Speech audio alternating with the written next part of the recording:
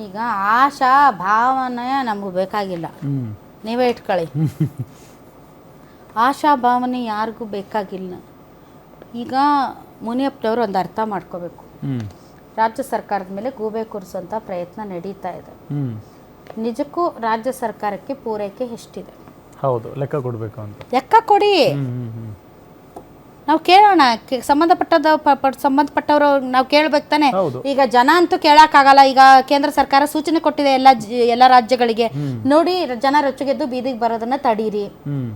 ಯಾವುದೇ ರೀತಿಯಾದಂಥ ಕಯಾಸ್ ಸೃಷ್ಟಿಯಾಗುವಂತಹ ಸಾಧ್ಯತೆ ಇದ್ರೆ ಅದನ್ನ ನೀವು ಹೇಗೆ ಅದನ್ನ ಹತ್ತಿಕ್ತಿರೋ ನೀವು ನೋಡಿ ಅಂತ. ಹೀಗಾಗಿ ಜನ ಅಂತೂ ಹೊರಗಡೆ ಬಂದು ನಂಗೆ ಗ್ಯಾಸ್ ಬೇಕು ಯಾವಾಗ ಹೇಳ್ತೀರಾ ಅಂದ್ರೆ ಯಾರಾದ್ರೂ ತಲೆ ಕೆಡಿಸ್ಕೊಳ್ತಾರೆ, ಹೋಗಂತಾರೆ. ಸೊ ಅವರಿಗೆ ಧ್ವನಿಯಾಗಿ ನಾವಿದ್ದೀವಿ, ನಾವು ಕೇಳ್ತೀವಿ, ನೀವು ಹೇಳಿ ರಾಜ್ಯ ಸರ್ಕಾರಕ್ಕೆ ಎಷ್ಟು ಪೂರೈಕೆ ಆಗ್ತಾ ಇದೆ? ಕಮರ್ಷಿಯಲ್ ಸಿಲಿಂಡರು ವಾರದ ಬೇಸಿಸ್ ಅಲ್ಲಿ ಪೂರೈಕೆ ಆಗುತ್ತಾ, ದಿನದ ಬೇಸಲ್ಲಿ ಪೂರೈಕೆ ಆಗುತ್ತಾ, ಎಷ್ಟು ಪೂರೈಕೆ ಆಗ್ತಾ ಇದೆ? ರಾಜ್ಯಕ್ಕೆ ದಿನಕ್ಕೆ 850 ಮೆಟ್ರಿಕ್ ಟನ್ LPG ಬೇಕು, ಎಷ್ಟು ಪೂರೈಕೆ ಆಗ್ತಾ ಇದೆ? ಅವ್ರೇನು ಅನ್ಕೊಳ್ತಾರೆ, ನಮ್ಗೆ ಆಶಾ ಭಾವನೆ ಇದೆ, ಒಂದು ವಾರ ತಡ್ಕೊಳ್ಳಿ ಅಂದ್ರೆ ಪಾಪ ಇವರೇ ಏನೋ ಮಾಡ್ತಾ ಇದ್ದಾರೆ ಏನೋ ರಾಜ್ಯ ಸರ್ಕಾರದವರು, ಅದಕ್ಕೆ ಹಿಂಗೆ ಹೇಳ್ತಾ ಇದ್ದಾರೆ. ಇವರೇ ಏನೋ ತಡೆಯಕ್ಕೆ ಆಗ್ತಾ ಇಲ್ಲ ಕೃತಕ ಅಭಾವ ಸೃಷ್ಟಿ ಮಾಡೋರನ್ನ, ಅಥವಾ ಇದೇ ಒಂದು ಒಳ್ಳೆ ಗೋಲ್ಡನ್ ಚಾನ್ಸ್ ಅಂತ ಬೆಲೆ ಎಲ್ಲ ಏರಿಕೆ ಮಾಡಿ ಬ್ಲ್ಯಾಕಲ್ಲಿ ಮಾರ್ಕೊಳ್ತಾ ಇರೋರನ್ನ ತಡೆಯೋದಕ್ಕೆ ಇವ್ರ ಕೈಲಿ ಆಗ್ತಿಲ್ವೇನೋ, ಅದಕ್ಕೆ ಹಿಂಗೆ ಹೇಳ್ತಾ ಇದ್ದಾರೆ ಏನೋ ಅಂತ ಅನ್ಕೋತಾರೆ. ಸೊ ಹಾಗಾಗಿ ನೀವು ಮುನಿಯಪ್ಪನವರು ಒಂದು ಸ್ಟ್ಯಾಂಡ್ ಕ್ಲಿಯರ್ ಮಾಡಿ, ಒಂದು ಸ್ಟ್ಯಾಟಿಸ್ಟಿಕ್ಸ್ ಕೊಡಿ, ಎಷ್ಟು ಬರ್ತಾ ಇದೆ, ಎಷ್ಟು ಪೂರೈಕೆ ಆಗ್ತಾ ಇದೆ, ತಾವು ಅದನ್ನು ಹೆಂಗೆ ಡೈವರ್ಟ್ ಮಾಡಿದ್ದೀರಿ, ಯಾವ್ಯಾವ ಜಿಲ್ಲೆಗಳಿಗೆ ಹೆಂಗೆ ಡೈವರ್ಟ್ ಮಾಡಿದ್ದೀರಿ, ಡಿಸ್ಟ್ರಿಬ್ಯೂಷನ್ ಹೆಂಗಾಗುತ್ತೆ ಕೇಳಿ, ಹೇಳಿ.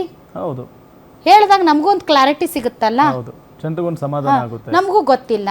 ನಮಗೂ ಕೂಡ ಕೇಂದ್ರ ಸರ್ಕಾರದಿಂದ ಹಿಂಗೆ ಇನ್ಸ್ಟ್ರಕ್ಷನ್ಸ್ ಇವೆ, ಹಿಂಗಿದೆ ಪರಿಸ್ಥಿತಿ, ಅದನ್ನ ಎಕ್ಸ್ಪ್ಲೇನ್ ಮಾಡಿ. ಆಶಾ ಭಾವನೆ ಇದೆ ಅಂದ್ರೆ ಇವರೇ ಏನೋ ಮಾಡ್ತಾ ಇದ್ದಾರೆ ಅಂತ ಅನ್ಕೊಳ್ಳಲ್ವಾ? ಮುನಿಯಪ್ಪನವರೇ ಏನೋ ಮಾಡ್ತಾ ಇದ್ದಾರೆ ಅಂತ. ಆ ಮುನಿಯಪ್ಪನವ್ರು ಅಂತ ಪೊಲಿಟಿಷಿಯನ್ ಅಲ್ಲ. ಅವರು ನೋಡೋದಕ್ಕೆ ಸ್ವಲ್ಪ ಸೈಲೆಂಟು, ಬಟ್ ಕೆಲಸದಲ್ಲಿ ತುಂಬ ವೈಲೆಂಟು.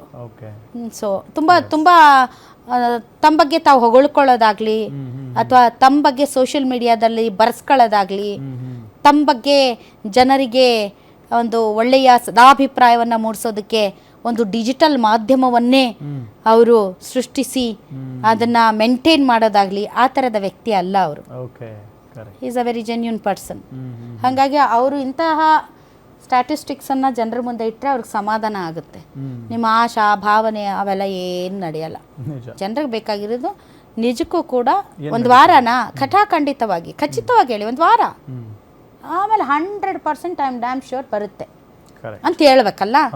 ಏನು ಹಿಂಗೆ ಹೇಳಿದಾಗ ಆಶಾ ಭಾವನೋ ಮುನಿಯಪ್ಪನವ್ರು ಹಿಂಗೆ ಹೇಳಿದ್ರೆ ನಡಿ ನಾಳೆ ಏಜೆನ್ಸಿಗೆ ನಿಂತ್ಕೊಂಡ್ಬಿಡು,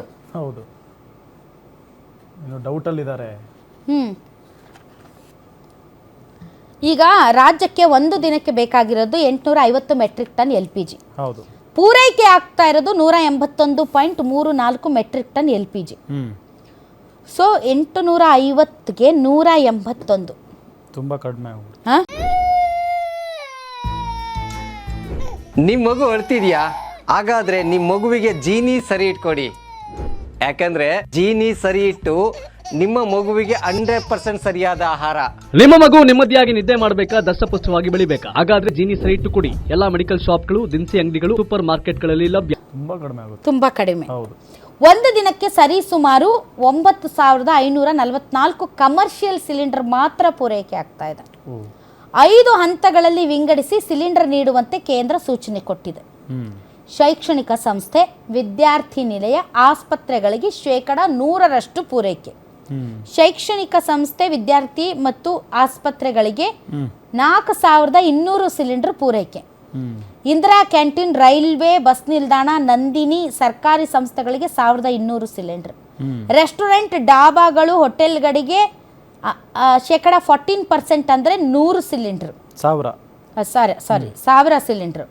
ಅದು ಯಾವ ಡಾಬಾಗಳು, ಯಾವ ಹೋಟೆಲ್ಗಳು, ಯಾವ ರೆಸ್ಟೋರೆಂಟ್ಗಳು, ಯಾವ ಆದ್ಯತೆಯ ಮೇಲೆ, ಯಾವ ಮಾನದಂಡದ ಮೇಲೆ ಸಪ್ಲೈ ಮಾಡ್ತೀರಿ? ಹೌದಲ್ವಾ? ಕೃಷಿ, ಫಾರ್ಮಾ, ಮೀನುಗಾರಿಕೆ, ಕೋಳಿ ಸಾಗಾಣಿಕೆಗೆ, ಕಾರ್ಪೊರೇಟ್ ಕ್ಯಾಂಟೀನ್ಗೆ 500 ಸಿಲಿಂಡರ್.